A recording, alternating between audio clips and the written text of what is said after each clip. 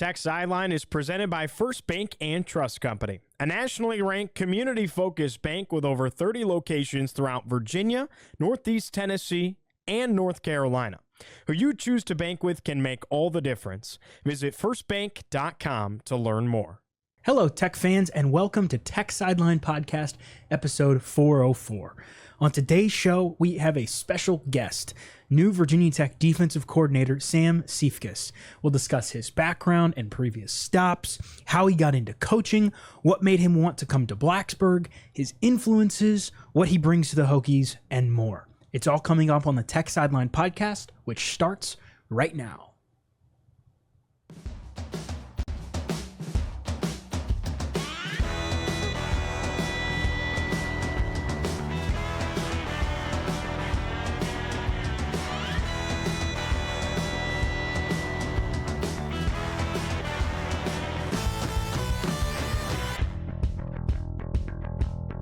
We welcome you into TSL Podcast episode 404 with special guest Sam Siefkes, Virginia Tech football's new defensive coordinator. We're recording on Thursday, January 30th, 2025 from our high-tech studio in the Virginia Tech Corporate Research Center.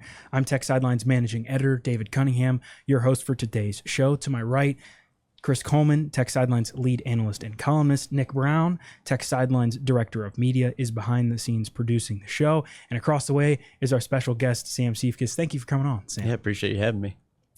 Sam comes to Virginia Tech by way of the Arizona Cardinals and has previous stops with the Minnesota Vikings, Wofford, UW-Platteville, Wisconsin, and Florida International. This will be a Q&A format where Chris and I trade off on asking questions. And we'll start with this one. What made you want to become the defensive coordinator at Virginia Tech? I think first and foremost, just the rich tradition that is here. I think they do things the right way. Obviously, football is important. And I also felt like, for me personally, I could insert in and help provide that kind of extra boost to be able to take it to the next step. And I thought there's no better place to do it than right here. People talk about the uniqueness of the Cardinals' defensive scheme. In layman's terms, what made it so unique? I think what made it unique was just the goal of the defense was to try to keep the offense on their heels, right? And in today's football, offense has every advantage humanly possible.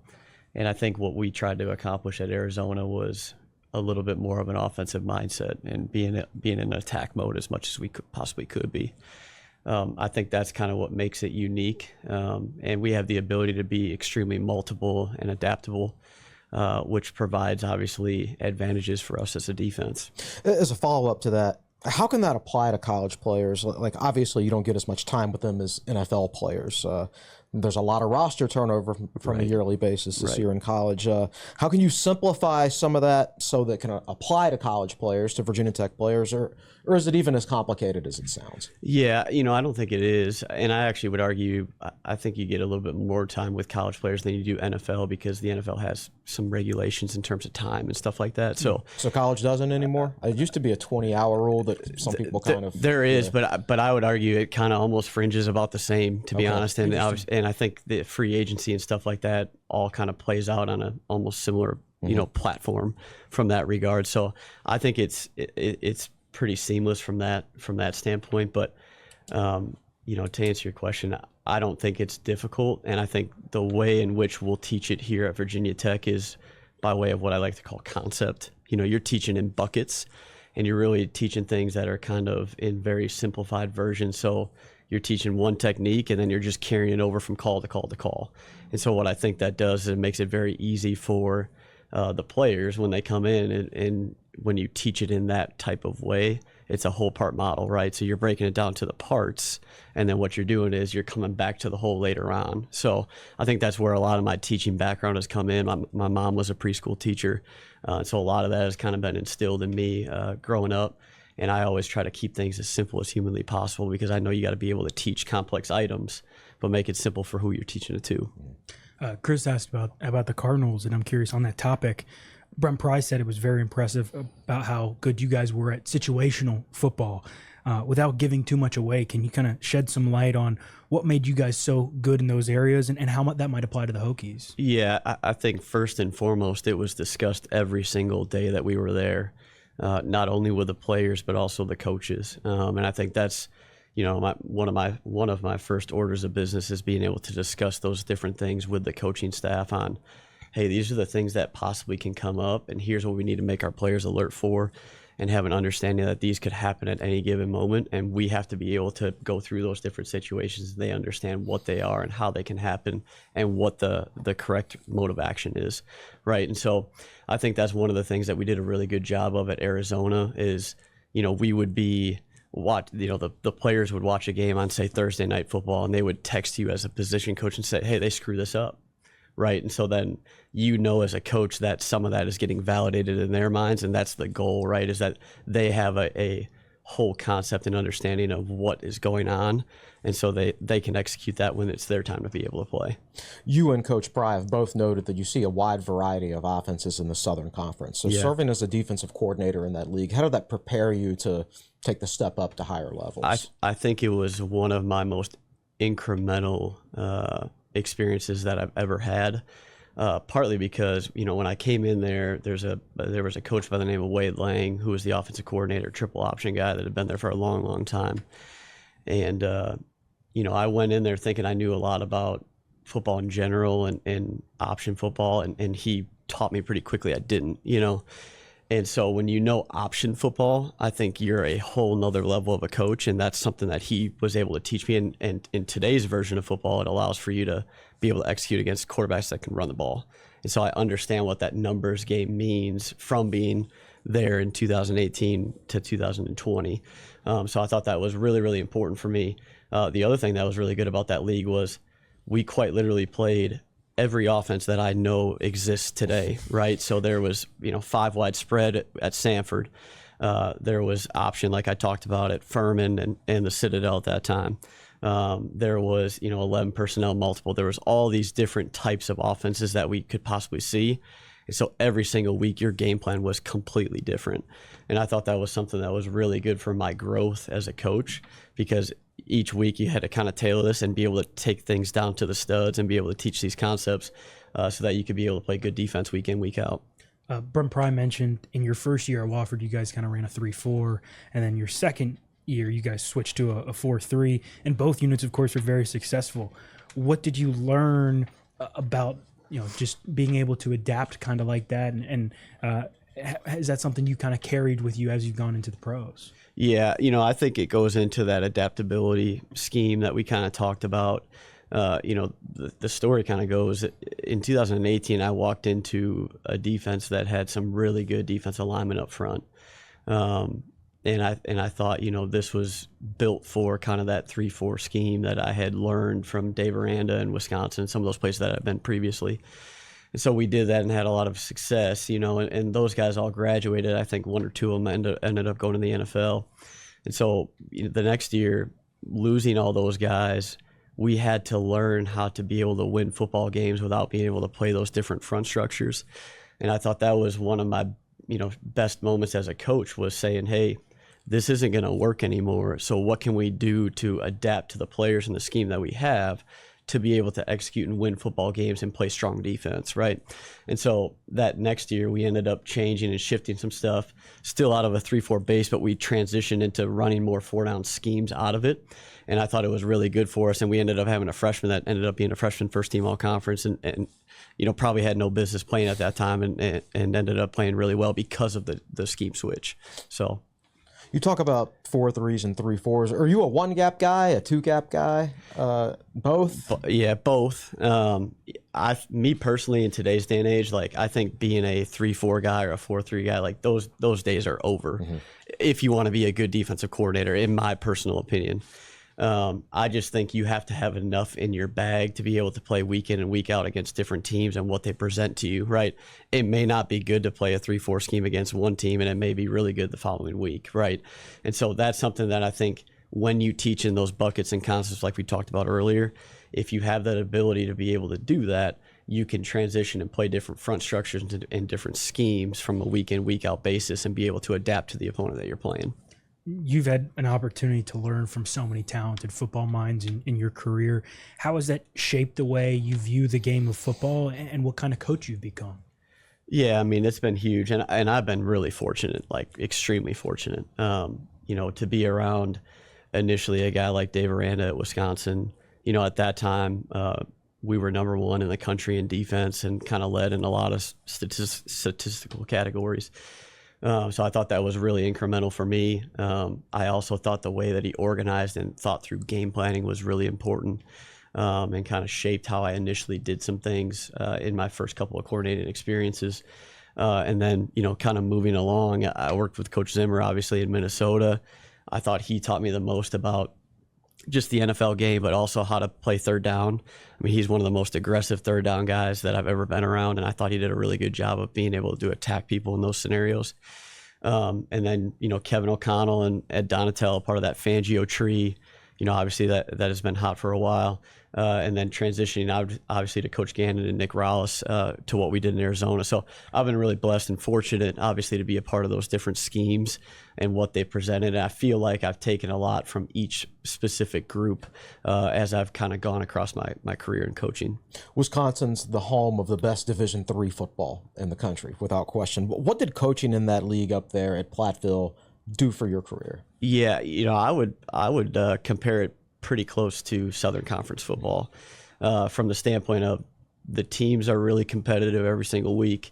And I also thought that the offenses were different and they presented different things, To this day, I think one of the hardest game plans I've ever done has been a part of D3 football. So I actually texted that offensive coordinator the other day and said, you helped shape some of the things that I've thought about because it was really difficult, the things that you did on offense in those years. But I think it was really similar. It was competitive, and obviously it was a strong conference in the country. In your mind, what makes a good coordinator? I think probably the first thing is the teaching aspect. I think you got to be able to teach not only the players but also the coaches. You got to be adaptable in the world that you live in and have some flexibility. Right, we kind of talked about that from being able to transition down in and down out. That's not just a year by year. It's also a week by week. It's also a down by down thing, right? I think you got to be able to be flexible and adaptable in the schemes in which you're playing. And I think you also have to have standards. I think the biggest thing for me, coming in is, on defense, we're going to play with a lot of motor and violence. I think that's a really important thing that we got to be able to execute down in and down out, taking the scheme out of it. And so I think when you have those standards and expectations for the defense that you're going to be a part of, it makes those guys buy in and obviously want to play for you. So I think those three things are really important. Coach Pry indicated that you'd be like a walk-around defensive coordinator, not coaching a specific position per se. What are the advantages of that? I think the advantages are kind of to that last point. It's being able to teach the coaches a little bit. I think it's making sure that each position is kind of executing it the way that you want it, and you have a little bit more skin in the game, being able to work with those different players. I also think too, it's going to allow me more face time with each position group. I love being in the weeds with a position. Traditionally I've been a linebackers guy. I've worked with DBs as well. I also was a GA at Wisconsin with the D line, although I don't really look like it, but I did do that as well. So I think that's important. But when I was with the linebackers, you obviously get close with the group that you're with. I think what it'll help me do, being kind of a quote-unquote walk-around guy, is it's going to allow me for more face time with each position group and get to know those guys a little bit more, know what makes them tick, know what makes them go, and be able to provide a little bit more expertise within each group. Have you had a chance to sit down and discuss the rest of the defensive staff with Coach Pry yet, or you just get into Blacksburg today? Basically? Yeah, well, just getting there today. I have a very, strong opinion and structure of what I would like to do. Obviously, that's going to be a conversation between me and Coach Pry and kind of how we want to organize that and kind of put people in different positions. But it'll definitely change in some aspects of what guys are coaching, what they're coaching, what position they might be working with, so on and so forth. But I do think it'll all be good conversation and creating, a little bit more flexibility in the package. When this opportunity first kind of came up on your radar, what was your kind of first reaction, and when Coach Pry told you gave you the offer, I mean, just how excited were you about this opportunity? Yeah, I don't think I answered for maybe 2 or 3 seconds, and then I said, wow, and then I said, thank you. Those were kind of the first couple of thoughts in my mind. It had been a longer process, and I was pushing to get it for a long time. And there was a lot of conversations that went on, between myself and Coach Pry and a couple other people. But it was something that I really wanted, and I felt like it was a great fit for not only myself, but also my family. And I just felt like it's a place that's kind of right on the edge of some great things. And I feel like selfishly I can help promote some of those things along with the staff that I'm going to be able to walk into and have the opportunity to work with. So I thought that was a really important thing for me, just kind of coming in, because I thought that it's a really good situation, and it's obviously a really good brand of ball. And like I said, first when we started this, was the tradition here is unlike anything I've ever been a part of in collegiate football, and that's something I wanted to kind of put myself into.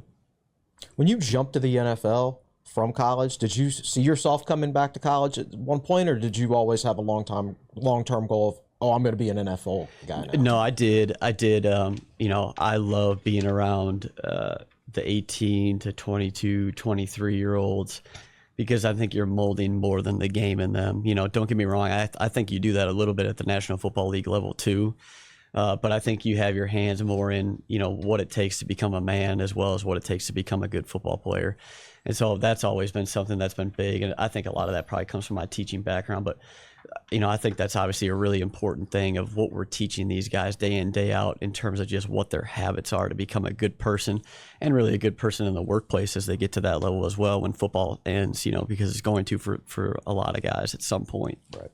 Did you talk to Ryan Smith any about coaching at Virginia Tech? Smitty. Yeah, Smitty's my guy. I love Smitty, and he had nothing but great things to say about the football program and also living here. He loved his time here. He said it was a beautiful place. So yeah, he talked about it just and glowed about the time that he did spend here with him and his wife. So that was obviously appealing as well. When I was doing some research, found a story from the Spartanburg Herald Journal from 2018 when you first arrived at Wofford. Yeah. And there was a quote in there where you said, the only reason you're talking about your backstory, and the only reason I got that job was because I sent a handwritten letter after handwritten letter and knocked on as many doors as possible. And one day I just showed up at that door and said I had a meeting. Can you just kind of peel back the curtain a little bit and tell people kind of what drives you and what motivates you, and kind of what made you want to be a football coach in the first place? Yeah, so to that story, so I was at Florida International, ended up coming back up to Wisconsin, and at that time I thought maybe I was going to try my hand at high school coaching. But I was trying to see if I could get into Wisconsin and volunteer and do that type of stuff on the side as well. So I knew my old athletic director, who's the AD at Illinois now, Josh Whitman. He used to play for Paul Christ at the time. And so he was a tight end for him at Illinois, which is where he's the AD now. And so I think he reached out to him, but nothing really had kind of come to fruition. So I ended up, writing some letters, sending a couple of emails, and I never heard anything back.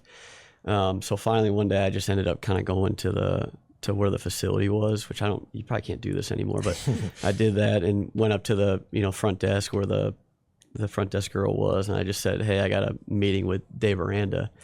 So she went back and asked him, and, he's like, I don't know who that is. I don't have a meeting, with him. But I think, that surfaced, and Paul, at that time probably was like, oh, I probably should think about what, Whitman hit me on earlier. And so Joe Rudolph ended up calling me at that time, who obviously had been here for a little bit as well. Yeah. And just said, hey, let's meet about this, because we really don't want you to show up here unwelcomed again. But that's kind of how that story surfaced. But, that's what my drive has always been. I like to be in that underdog mentality. I feel like I've kind of been that my whole life, being in Division III and really all the way up to FCS, FBS, the NFL. It's just constantly proving people that I can do it and do it at a high level. And I feel like, what people don't realize is when you have success at the lower levels, it doesn't mean you're lesser of a coach. I think it means you're more of a coach because you had to do other stuff along with coaching at the time too. You know, like I would do laundry. I would do all sorts of things at lower levels. I was a Title IX coordinator for 17 sports at a Division III school. Like, I've done it all, seen it all, and I think that's only helped shape the coach that I am today because I've done all these different things that has put me in some spotlight for gratitude along the places I've been at. On that note, yeah, well, I was gonna say I got one more for you about just the NFL and preparation. Yeah. Obviously, that's kind of on another level in that league. How did your time in Minnesota and Arizona kind of shape the way you prepare for games and prepare players for games? And is that kind of professional style preparation something you want to bring to Blacksburg? Yeah, 100%. You know, I've kind of grown to the quote, burn the boats. There's, you know, in the history lesson, I won't go into that, but the point in that is like, we are going to do everything necessary and turn every stone over to be able to give the players as much as humanly possible. And I always felt like when I was a position coach with the Cardinals and other places too, like, your job as a position coach is to turn over every stone so that the players can't come back and say, I didn't have that. I didn't know that, right? So for me as a position coach, it was like, I'm going to give you every piece of information I possibly can in the way that's going to be easily accessible for you to understand it. And so that way you can go out there and execute, and there's no holding back at that point, right? And so I always felt like if you could do that at a pretty high level, your guys can go out there and execute and you're not worried. Like on game day, I never have any nerves because I know the week that I put in is as detailed and oriented as humanly possible, that I have no anxiety of the game, because now it's just the players playing, right? It's the coaches coaching. I've done all the prep work, right? So when the time the ball gets kicked off, it's, hey, let's go win the game. So cool. I think that's a great note to end on. Yep. Sam, thank you so much for your time. Appreciate the time. It was very a pleasure much. to meet Excited you. to be here. Yeah, great to have you. For Chris Coleman, for Sam Siefkes, our special guest, for Nick Brown behind the scenes producing. Thank you so much, Nick. I'm David Cunningham. We're signing off for TSL Podcast episode 404, and we'll talk to you real soon. Thank you so much for listening.